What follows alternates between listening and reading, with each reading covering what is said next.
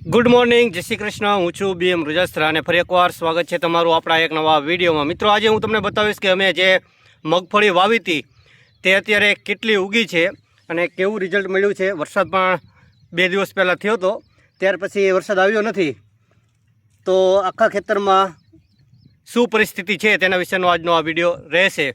Video પસંદ આવે તો વિડીયોને લાઇક કરજો, શેર કરજો અને અમારી ચેનલ ઉપર નવા હોય તો અમારી આ ચેનલને સબસ્ક્રાઈબ પણ જરૂર કરી દેજો. તો મિત્રો, આ ક્યારો છે જેમાં તમે જોઈ રહ્યા છો અત્યારે ઘણી બધી મગફળી ઉગી ગઈ છે અને બીજી ઉગવાની તૈયારીમાં પણ છે અને આખા ખેતરમાં આ જ પરિસ્થિતિ છે એટલે તમને બતાવી રહ્યો છું. તો લગભગ 1-2 દિવસમાં ફૂલ બધી જ ઉગી જવી જોઈએ. જોઈ લો, આ બાજુ પણ સરસ મજાની ઉગી ગઈ છે. પૂરેપૂરા આખા સા દેખાતા હશે તમને. તો આમાં અમે એક પાણી આપ્યું હતું અને ત્યાર પછી વરસાદ થઈ ગયો અને હજે થોડી થોડી ઉગી રહી છે. જોઈ લો, આ 2 દિવસમાં લગભગ ઉગી જશે.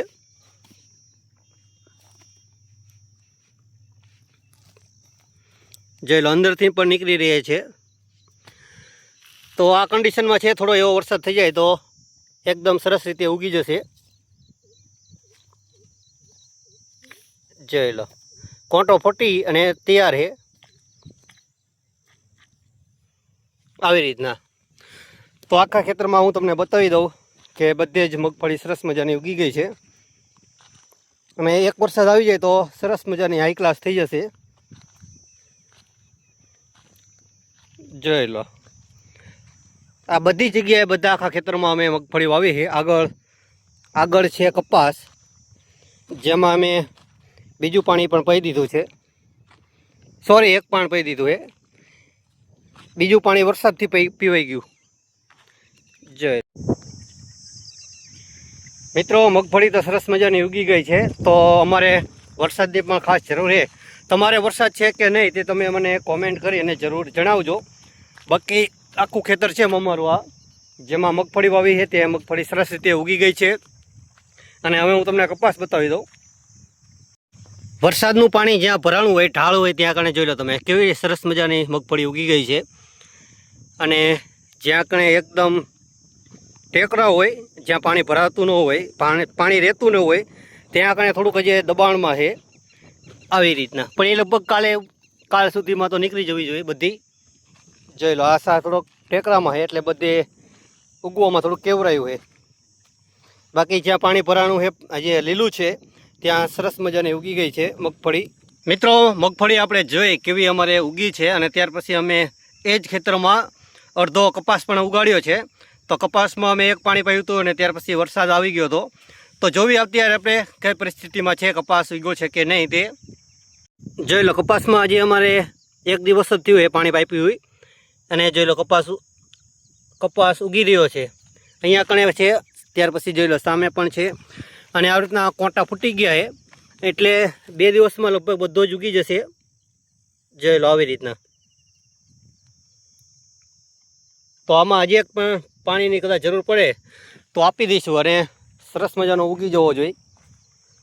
જોઈ લો, ઘણી બધી જગ્યાએ અત્યારે કપાસ દેખાઈ રહ્યો છે આવી રીતના. મારી પાછળ તમે જોઈ લો, કપાસ બધો ઉગી ગયો છે. શા માટે ઉગી ગયો છે તે પણ હું તમને જણાવું.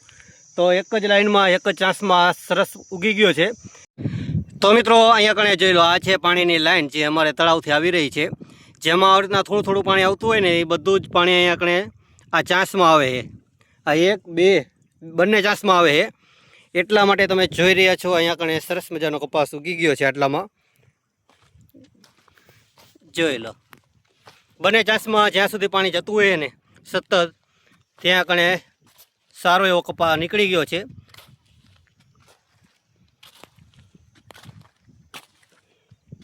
તો મિત્રો, આ તો આજનો આપણો વિડીયોમાં મેં તમને બતાવ્યું કે મગફળી પણ સરસ મજાની ઉગી જાય છે અને કપા પણ ઉગવાની તૈયારીમાં છે. તો તમે શું ઉગાડ્યું છે અને ઉગાડ્યું છે તો ઉગ્યું છે કે નહીં તે તમે મને કોમેન્ટ કરી અને જરૂર જણાવજો. બાકી વરસાદ છે કે નહીં તે પણ તમે મને જરૂર જણાવજો. વિડીયો પસંદ આવે તો વિડીયોને લાઇક કરજો, શેર કરજો અને અમારી ચેનલ ઉપર નવા હોય તો અમારી આ ચેનલને સબસ્ક્રાઈબ પણ જરૂર કરી દેજો. મળીશું આપણે એક નવા વિડીયોમાં. ત્યાં સુધી તમે મને આપો રજા. તમને બધાને મારા રાધે રાધે. અને તમે ઇન્સ્ટાગ્રામમાં યુઝ કરતા હોય તો બીએમ રુજસ્ત્રા ઇન્સ્ટાગ્રામ આઈડી પણ અમારું છે, જ્યાં કણે અમે રીલ્સ બનાવતા હોઈએ છીએ. તો તેમાં પણ લાઇક અને શેર જરૂર કરી દેજો. Thank you.